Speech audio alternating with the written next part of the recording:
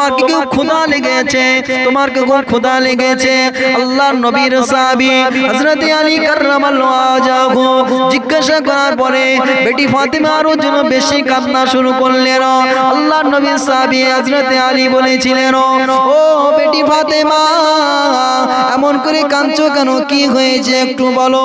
ও বিবি ফাতেমা, এমন করে কাঁদছো কেন, কি হয়েছে?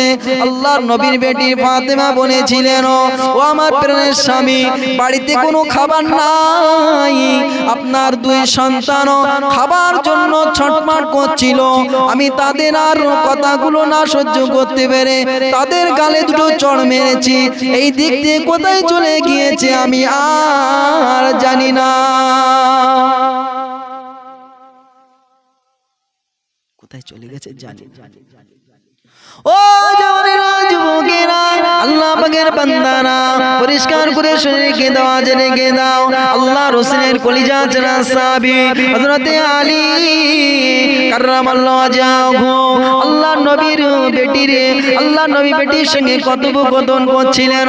দেখলো যে কথোপকথন করার পরে বেটি ফাতেমা বলেছিলেন, ও আমার প্রাণের স্বামী, তুমি যে ইহুদির বাড়িতে কর্ম করতে গিয়েছিলে, ওখান থেকে তোমার জব দেয়নি, ওখান থেকে তোমার পারিশ্রমিক কিছু দেয়নি?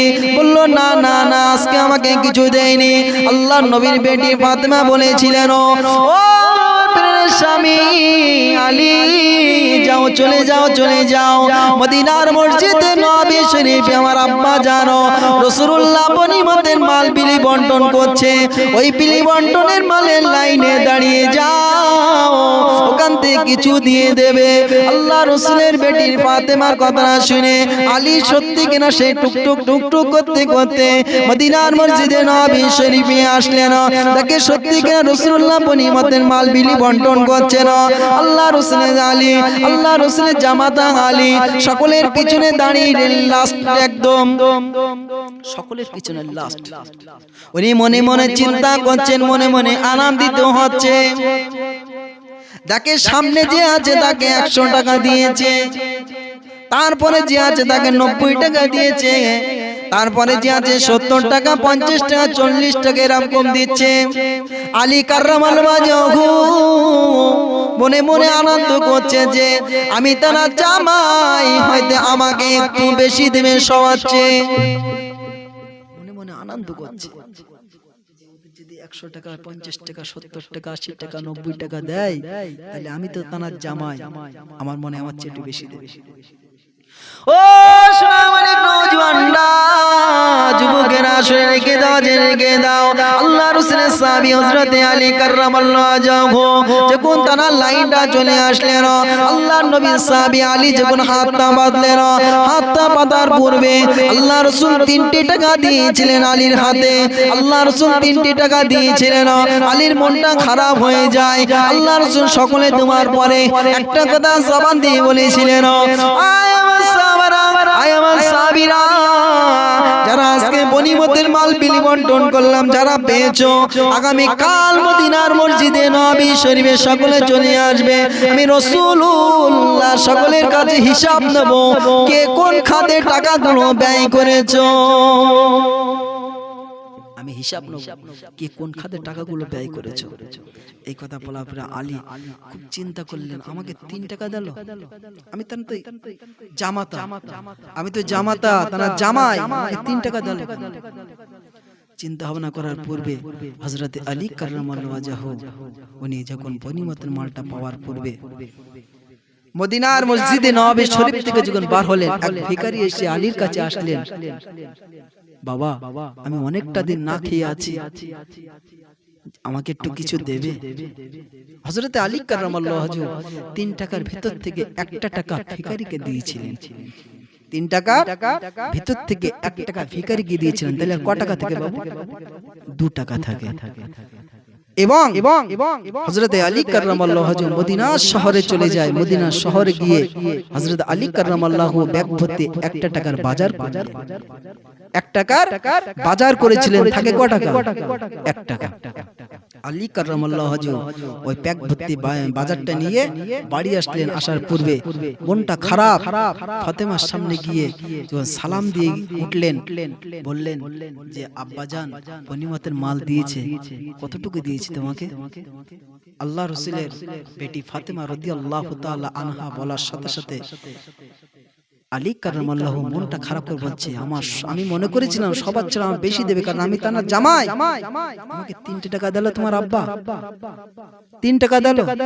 বলছে আমার আব্বাজান যেটা করেছে ভালোর জন্য করেছে। আলী কাররামাল্লাহু বলছেন যে তোমার আব্বাজানের কি তুমি কি আর গুণগান গাবে? মেয়ে কখনো বাবার নামে কিছু বদনাম গায়? যেটা করেছে ভালো হয়েছে। এই চিন্তাতে বলছে দেখেন আমার আব্বাজান নামে যেন একটা কথা বলবেন না। আপনি আমার স্বামী, আমার আব্বাজান বিশ্ব নবী, উনি যেটা করেছেন সেটাই ভালোর জন্য করেছেন। কষ্ট নিও না আমার প্রাণের স্বামী, কষ্ট নিও না। এই কথা বলার পূর্বে বললে 3 টাকা কি করলে? সেখান বলল আমি যখন মদিনার মসজিদ থেকে বার হয়ে গেলাম, এক ভিখারি এসে খুব কাকুতি মিনতি করেছে, তাকে 1 টাকা দিলাম। 1 টাকা দেওয়ার পরে তারপরে দেখলাম মদিনার শহরে গিয়ে 1 টাকার বাজার করে আনলাম, আর 1 টাকাই না তোমার হাতে মজুদ রেখে দিলাম। 3 টাকার কত সুন্দর হিসাব হয়ে গেল, 3 টাকার কত সুন্দর হিসাব হয়ে গেল। তারপরে দিন আসরের নামাজের পরে মদিনার মসজিদে নববী শরীফে যখন রাসূলুল্লাহ ডাক দিলেন,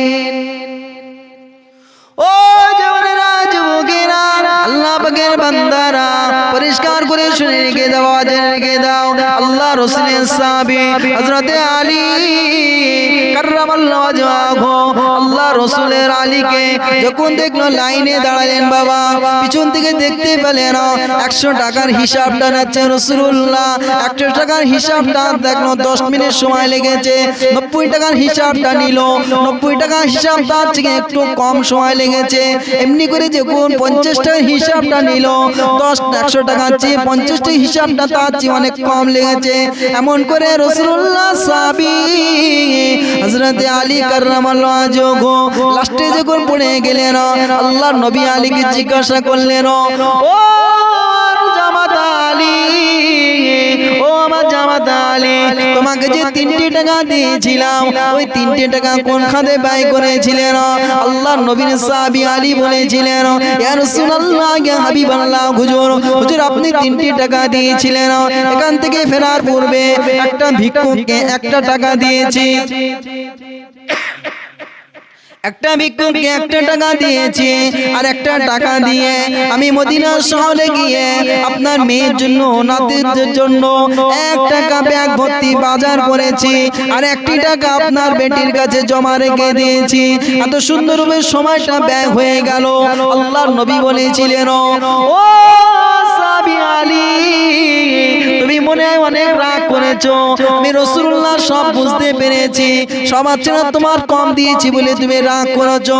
তবে আলী তুমি একটা কথা শুনে রেখে দাও, কিয়ামতের ময়দানে মাহশরের মাঠে বড় লোকের চেয়ে গরীব লোক 500 বছর আগে আল্লাহ পাকের দয়ার জান্নাতের মেহমান হবে। জোরে বলুন সুবহানাল্লাহ, আরো জোরে বলুন সুবহানাল্লাহ। তুমি রাগ করলে আলী যে কিয়ামতের ময়দানে মাহশরের মাঠে গরীব লোকের চেয়ে 500 বছর আগে আল্লাহ পাকের দয়ায় জান্নাতে যাবে। তা ভাই আজকে আমরা অর্থ আয় করি, অনেক টাকা পয়সা ব্যাংক ব্যালেন্স আছে, একটু চিন্তা ভাবনা করবেন কে কোন খাতে ব্যয় করছে। কিয়ামতের ময়দানে মাহশরের মাঠে আপনাকে আমাকে হিসাব দেওয়া লাগবে, আপনাকে আমাকে হিসাব দেওয়া লাগবে। ভাই আমার পূর্বের বক্তা এসে গেছে, ভাইজান নিয়ে আসছেন, আপনারা সকলে আমার জন্য খাস করে দোয়া করবেন। আল্লাহ পাক যদি কখনো সুযোগ সন্ধান দেয় আবার আলোচনা করব। ওয়া আখিরি দাওয়ানা আলহামদুলিল্লাহি রাব্বিল আলামিন।